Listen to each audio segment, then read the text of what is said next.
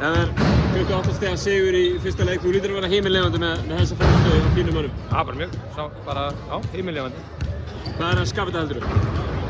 Bara frábær varnarleikur og liðsheild. Bara, þú veist, við gerðum hérna, held ég bara, já, bara spiluðum vel sem lið. Þú veist, bæði í vörn og sókn og náðum að ráða svolítið á þeirra veikleika. Það var bara frábær.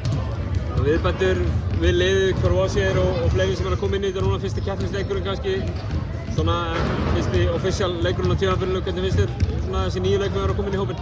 Mjög vel, mjög vel. Þeir eru ekkert að rembast og bara spila fyrir liðið og það var bara að chippa inn, þannig að Höttur verður enn betri. Það er bara markmið og þeir eru að koma frábærlega inn í það.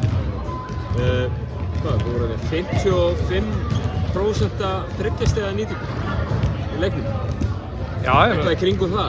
Það er bara að gefa þér linnulaust opinn skot og þá við gerum mjög vel í að nýta okkur það. Við heldum þess að líka alltaf í flæði og vorum að taka góðar ákvarðanir. Það hækkaði skotprósenta. Nú er þetta, ég meina, þessum liðum spáð svona í neðri helming töflunar. Ég nenni ekki að tala um það. Á tímabilinu. Það er leiðilegt. Ég nenni ekki að tala um það. Viltu ekki tala um það? Nei, til hvers. Okay. Það er búið að tala endalaust um það. Það nenni enginn að tala um það. Við erum búin að spila þennan leik og horfum fram á veginn. Ég ætla að koma með aðra spurningu fyrir þig. Þið fara inn í úrslitakeppni í fyrsta skipti á síðasta tímabili í 8. sætinu. Markmiðin fyrir þetta tímabil lítur að vera. Það er metnaður fyrir austan, en hljótið ætla að gera enn betur á þessu tímabili. Ég meina, vaknað þú einhvern tímann á morgnan og ætlar að gera verri en í gær? Nei. Nei, ekki við heldur.